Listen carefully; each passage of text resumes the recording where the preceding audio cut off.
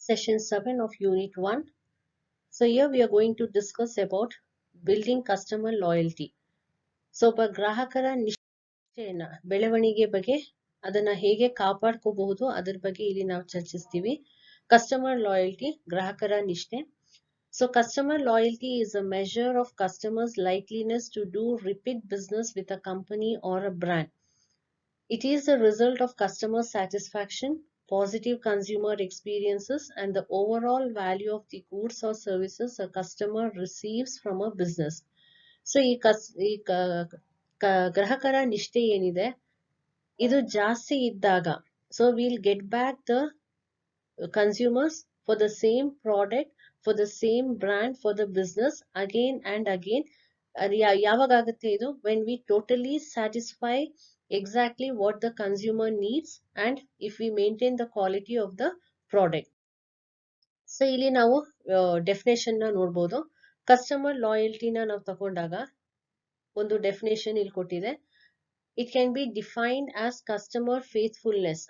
Customer ಏನಿದೆ ನಂಬಿಕೆ, ಆ ನಿಷ್ಠೆ ಏನಿದೆ ಅದು ಅವರಿಗೆ ಬಿಸ್ನೆಸ್ ಅಲ್ಲಿ ಆ ಪ್ರಾಡಕ್ಟ್ ನ ಪದೇ ಪದೇ ಕೊಂಡ್ಕೊಳ್ಳೋ ತರ ಅವ್ರಿಗೆ ಮೋಟಿವೇಟ್ ಮಾಡುತ್ತೆ.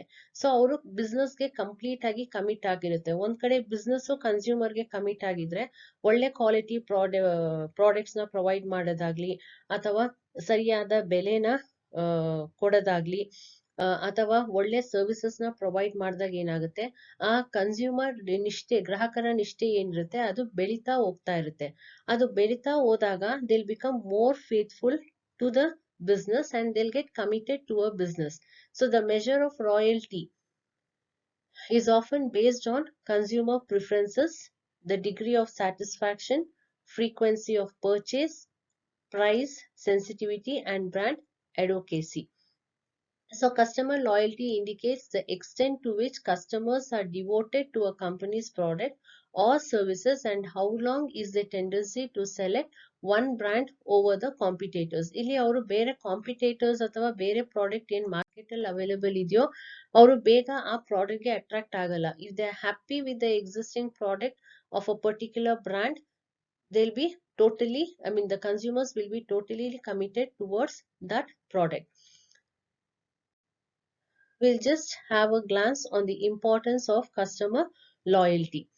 So ಇಲ್ಲಿ ಕಂಪನಿ ಸೈಜು ದೊಡ್ಡದಾಗಿರ್ಲಿ ಅಥವಾ ಚಿಕ್ಕದಾಗಿರ್ಲಿ, if it is a big company or a reputed company or a small company, the customer loyalty plays a very important role. So ಯಾಕಂದ್ರೆ first time when a consumer visits a business or buys a product, once the consumer is convinced with the product, is happy with the product, the same consumer can be got back to the business again. So ಅಲ್ಲಿಗೆ ಏನಾಗುತ್ತೆ first impression ಅಲ್ಲಿ ನಾವು ಆ ಒಂದು product ನ ಏನು consumer ಗೆ ಮಾಡ್ತಾ ಇದೀವಿ ಅಥವಾ ಸರ್ವಿಸಸ್ ನ ಪ್ರೊವೈಡ್ ಮಾಡ್ತಾ ಇದೀವಿ ಆ ಫಸ್ಟ್ ಪರ್ಚೇಸ್ ಅಲ್ಲಿ ಆ ಗ್ರಾಹಕ ತೃಪ್ತರಾದ್ರೆ ಅವರು ಪದೇ ಪದೇ ಅದೇ ಬ್ರ್ಯಾಂಡ್ ಪ್ರಾಡಕ್ಟ್ ನ ಅಥವಾ ಅದೇ ಕಂಪನಿ ಪ್ರಾಡಕ್ಟ್ ನ ಅವರು ಕೊಂಡ್ಕೊಳ್ತಾರೆ. ಅಲ್ಲಿಗೆ ನಾವು ಒಂದು ಪರ್ಮನೆಂಟ್ ಕಸ್ಟಮರ್ ನ ನಮ್ಮ ಸರ್ವಿಸ್ ಅಥವಾ ಪ್ರಾಡಕ್ಟ್ ಗೆ ಕ್ರಿಯೇಟ್ ಮಾಡೋ ತರ ಆಗುತ್ತೆ. ಸೊ ಅಲ್ಲಿ ಇಂಥ ಸ್ಥಿತಿಲಿ ಏನಾಗುತ್ತೆ consumers they will not think of the competitive products, even they are ready to pay a higher value for the product if they have gain the customer loyalty. ಬೇರೆ ಬೇರೆ ಕಾರಣಗಳು ಇರ್ಬೋದು. One of the reasons why there is a need for customer loyalty, ಗ್ರಾಹಕರ ನಿಷ್ಠೆ ಯಾತಕ್ಕೋಸ್ಕರ ಬೇಕಾಗುತ್ತೆ ಒಂದು business ಅಲ್ಲಿ ಅನ್ನೋದಕ್ಕೆ ಕಾರಣಗಳು. Repeat customer spend more than first time customers. So ಮೊದಲನೇ ಸತಿ ನಾವು ಫಾರ್ ಎಕ್ಸಾಂಪಲ್ ಇವಾಗ ನಾವೇ ಯಾವ್ದಾದ್ರು ಒಂದು ಅಂಗಡಿಗೆ ಹೋಗಿ ಒಂದು ಪ್ರಾಡಕ್ಟ್ ನ ಫಸ್ಟ್ ಟೈಮ್ ಯಾವ್ದೋ ಒಂದು ಹೊಸ ಬ್ರ್ಯಾಂಡ್ ಪ್ರಾಡಕ್ಟ್ ನ ಮಾರ್ಕೆಟ್ ಅಲ್ಲಿ ಲಾಂಚ್ ಆಗಿದೆ ಹೋಗಿ ನಾವು ತಗೋವಾಗ ವಿ ಥಿಂಕ್ ಅ ಲಾಟ್. ಅದನ್ನ ನಾವು ಪರ್ಚೇಸ್ ಮಾಡ್ಬೇಕಾ ಮಾಡ್ಬಾರ್ದಾ ಅನ್ನೋದನ್ನ ನಾವು ತುಂಬಾ ಕನ್ಫ್ಯೂಷನ್ ಸ್ಟೇಜ್ ಅಲ್ಲಿ ಇರ್ತೀವಿ and we spend a very short period over that one particular product because ಬೇರೆ ಬೇರೆ ಪ್ರಾಡಕ್ಟ್ಸ್ ಬಗ್ಗೆ ನಾವು ಗಮನ ಹರಿಸ್ತಾ ಇರ್ತೀವಿ.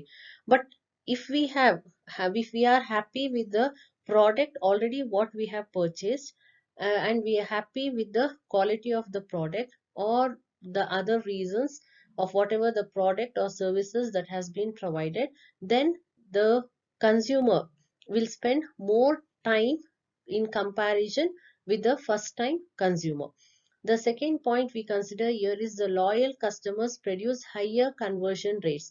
ಇಲ್ಲಿ ನಾವು ನೋಡ್ಬೋದು ಸ್ಕ್ರೀನ್ ಮೇಲೆ ಎಕ್ಸಿಸ್ಟಿಂಗ್ ಕಸ್ಟಮರ್ಸ್ ಅಂದ್ರೆ ಆಲ್ರೆಡಿ ಆ ಬಿಸ್ನೆಸ್ ಇಂದ ಪಡ್ಕೊಳ್ತಾ ಇರೋ ಪ್ರಾಡಕ್ಟ್ಸ್ ಅಥವಾ ಕೊಂಡ್ಕೊಳ್ತಾ ಇರೋ ಸರ್ವಿಸಸ್ ಕಸ್ಟಮರ್ಸ್ ಏನಿರ್ತಾರೆ ಅವ್ರ ಹತ್ರ ಹೈಯರ್ ಕನ್ವರ್ಷನ್ ರೇಟ್ಸ್ ಇರುತ್ತೆ ನಾವು ಹೊಸೊಬ್ರನ್ನ ಕಂಪೇರ್ ಮಾಡಿದ್ರೆ. So the average conversion rate of loyal customer ಯಾರು ಒಂದೇ ಬ್ರ್ಯಾಂಡ್ ನ ಅಥವಾ ಒಂದೇ ಬಿಸ್ನೆಸ್ ಇಂದ ಪ್ರಾಡಕ್ಟ್ ನ ಪರ್ಚೇಸ್ ಮಾಡ್ತಾ ಇದಾರೋ ಅವ್ರದ್ದು ಲಾಯಲ್ ಕಸ್ಟಮರ್ದು ಕನ್ವರ್ಷನ್ ರೇಟ್ ಬಂದು 60% to 70% ಇರುತ್ತೆ. ಒಳ್ಳೆ ಅದು ಕಂಪೇರ್ ಮಾಡಿದಾಗ ಹೊಸ ಗ್ರಾಹಕರದು ಕನ್ವರ್ಷನ್ ರೇಟ್ ಬಂದು 5 to 20% ಆಗಿರುತ್ತೆ. It Boost profit. So obviously ನಿಮ್ಗೆ ಒಂದ್ಸತಿ ನೀವು ಪರ್ಮನೆಂಟ್ ಕಸ್ಟಮರ್ಸ್ ನ ಕ್ರಿಯೇಟ್ ಮಾಡ್ಕೊಂಡ್ರೆ if they are happy with the services provided by the business are the products that are provided by the business, if they are satisfied with the brand quality etc., the consumers will be ready to pay a higher value and they are going repeatedly purchase the products from the same business. Therefore it boosts profits.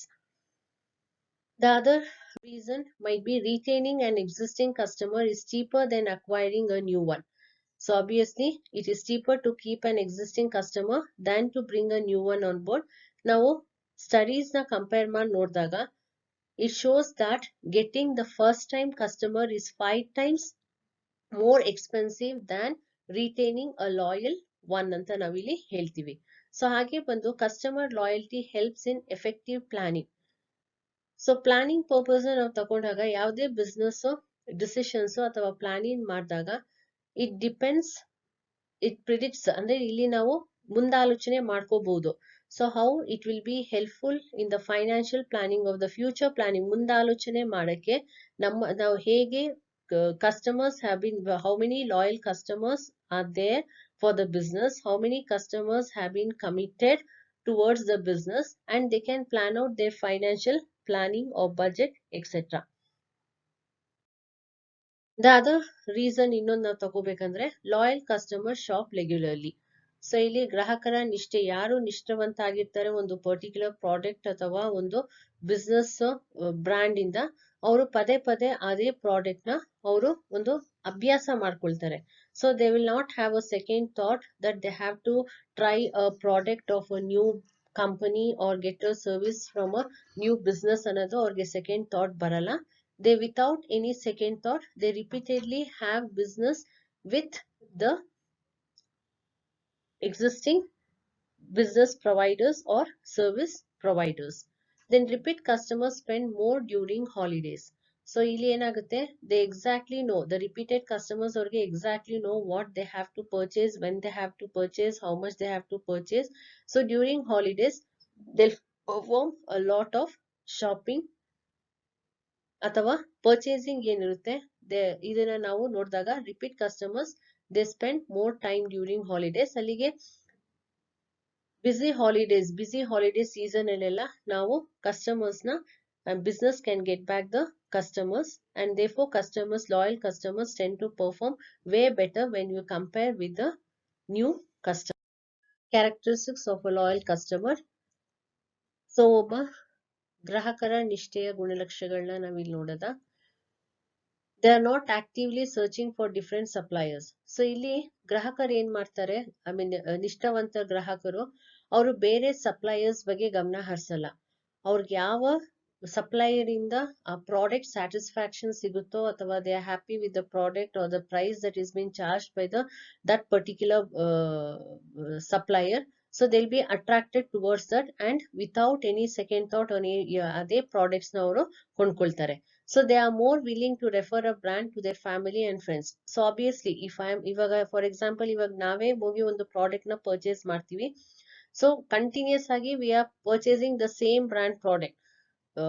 ಮನೆಗಳಲ್ಲಿ ನೀವು ನೋಡ್ಬೋದು certain electronic goods ನ ತಗೊಂಡಾಗ you may say you would have purchase television of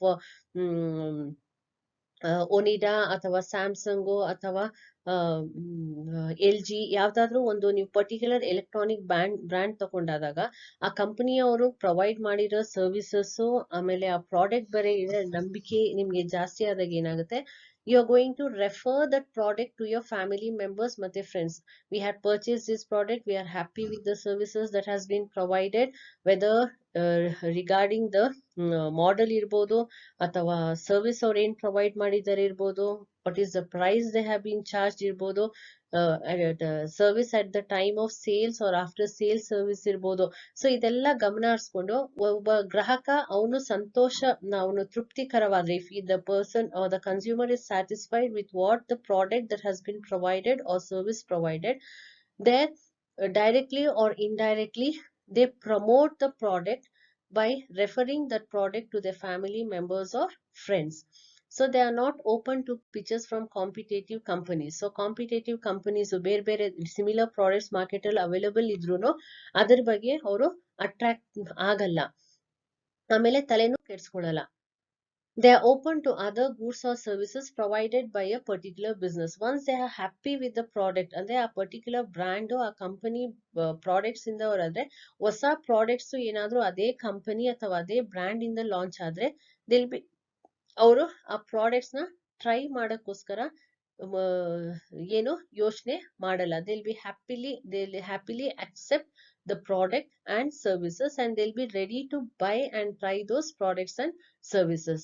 They are more understanding when the issues occur and trust a business to fix them. So ಏನೇ ಒಂದು problem ಆದ್ರೂ ಅವ್ರಿಗೇನ ನಿಷ್ಠೆ ಅಥವಾ ನಂಬಿಕೆ ಇರುತ್ತೆ ಬಿಸ್ನೆಸ್ ಮೇಲೆ, ಆ ನಂಬಿಕೆ ಮೇಲೆ ಆ ಪ್ರಾಬ್ಲಮ್ ನ ಅವರು ಫಿಕ್ಸ್ ಮಾಡ್ಕೊಳ್ತಾರೆ. They offer feedback and how a brand can improve its products or services.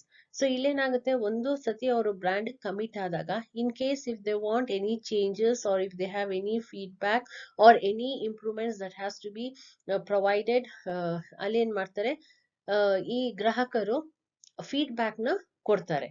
as long as there is need they will keep purchasing from a business. So ಯಾವಾಗ ತನಕ ಅವ್ರ ಅವಶ್ಯಕತೆ ಇರುತ್ತೆ ಆ ಪ್ರಾಡಕ್ಟ್ ಅಥವಾ ಸರ್ವಿಸಸ್, ಅಲ್ಲಿ ತನಕ ಅದೇ ಪ್ರಾಡಕ್ಟ್ ನ ಅಥವಾ ಸರ್ವಿಸಸ್ ನ ಅವರು ಸೇಮ್ ಬಿಸ್ನೆಸ್ ಇಂದ ಪಡ್ಕೊಳ್ತಾ ಇರ್ತಾರೆ.